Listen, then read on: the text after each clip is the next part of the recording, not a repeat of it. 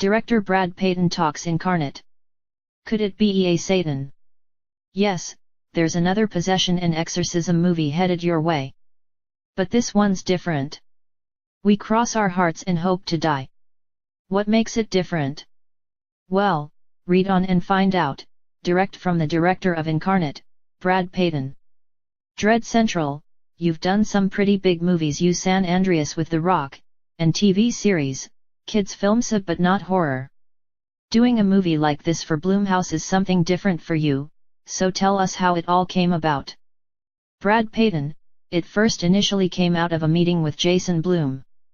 Jason and I have known each other for a number of years.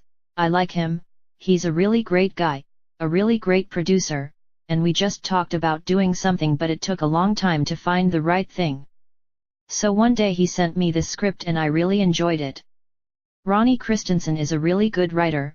There was just something about this that I thought, although it was definitely horror, it had science fiction elements, it had almost like a supernatural thriller element to it, but I would say the number one thing that drew me to it was the fact that it was just an incredibly unique spin on an exorcism movie.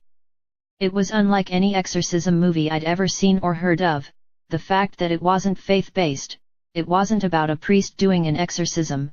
This exorcist was a science and technology-driven guy, and he had discovered a way to go into the subconscious of the possessed guy to pull out the demon.